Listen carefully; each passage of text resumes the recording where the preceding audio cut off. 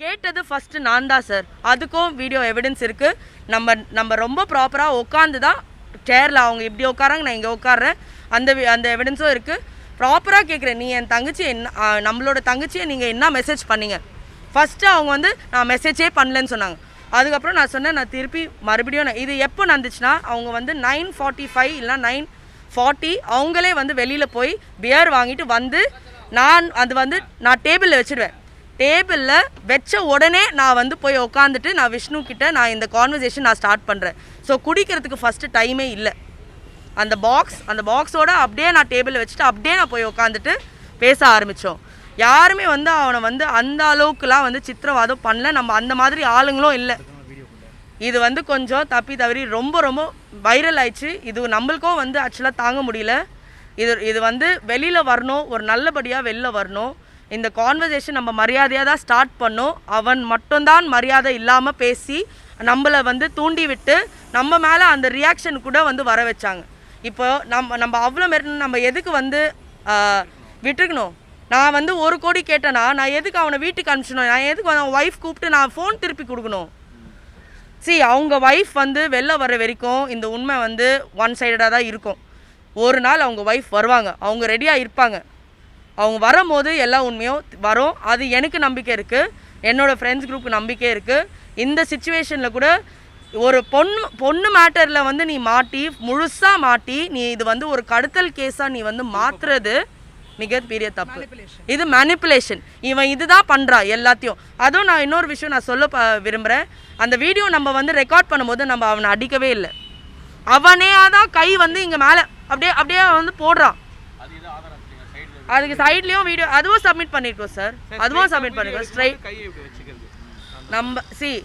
அவர் ஒரு நடிகை, அவர் ஒரு டான்சர், அவர் வந்து ஒரு இன்ஃப்ளூயன்ஷியல் மீடியா பர்சன். அவருக்கு வேணால் நடிக்க கதை எது எல்லாமே தெரியும், நம்மளுக்கு தெரியாது. அதனால தான் நம்ம இங்கே மாட்டி முழிக்கிறோம். உங்களுக்கு தெரியுதா? நம்மளுக்கு நடிக்க தெரியாது, நம்மளுக்கு பொய் சொல்ல தெரியாது, நம்மளுக்கு உண்மை தான் சொல்ல தெரியும். அது வந்து ஹியூமன் இமோஷன்ஸோடு தான் வெளியில் வரும். இப்போ நம்ம எல்லோரும் வந்து பாதிப்போம். நம்ம எல்லோரும் வந்து ஒரு மாதிரி அசிங்கமாக இருக்குது நம்மளுக்கு. ஆக்சுவலாக நம்மளோட ஃப்ரெண்டே வந்து இந்த மாதிரி ஒரு பண்ணானே, அது ஃப்ரெண்டுன்னு கூப்பிட்றதுக்கே எனக்கு பயம் இல்லை. இது அவன் வந்து விட்டால் என்னை மேலேயும் வந்து அவன் ஏதாச்சும் வந்து ட்ரை பண்ணிக்கலாம் தெரியாது. ஆனால் நிறைய பெண்ணுங்கள்கிட்ட அவன் இப்படி தான் பேசுகிறான். நீங்கள் வந்து க்யூட்டாக இருக்கீங்க, அழகாக இருக்கீங்க, நீங்கள் கல்யாணம் பண்ணியிருக்கீங்களா, உங்களுக்கு வந்து ஸோ பேசிக்கலி நான் இதுக்கு மேலே சொல்ல விரும்பல. அவங்களோட கேரக்டர் வந்து இதை பற்றி அவங்களோட கேரக்டர் இதுதான். இல்லை கண்டிப்பாக நம்ம இல்லை. ஆமாம் சொன்னாங்க. அவங்க டிவோர்ஸ் ஆயிடுச்சுன்னு அவங்க சொல்லவே இல்லை.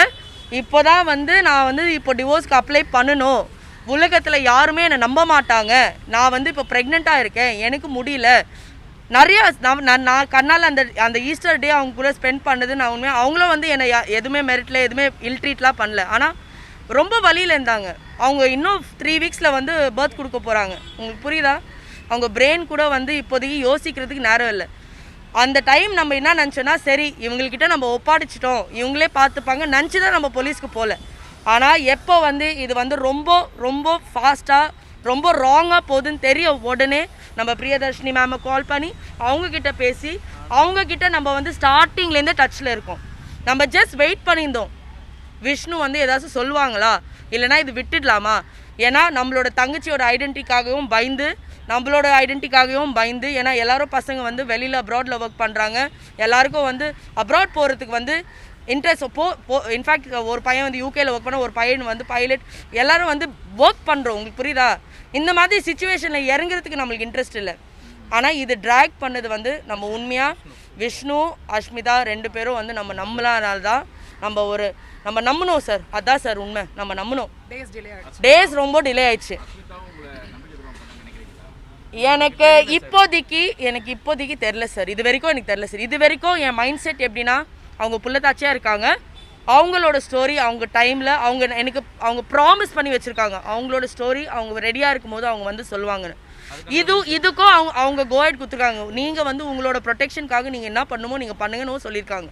அவங்க அஷ்மிதா நம்மகிட்ட பேசும்போது அவங்க சொன்ன விஷயம் என்னவா இருக்குன்னா, கண்டிப்பாக நான் வெளில வருவேன், பட் எனக்கான கொஞ்சம் டைம் வேணும்னு கேட்டிருக்காங்க அந்த இடத்துல. எல்லாருக்கும் இப்போ டைம் தான்.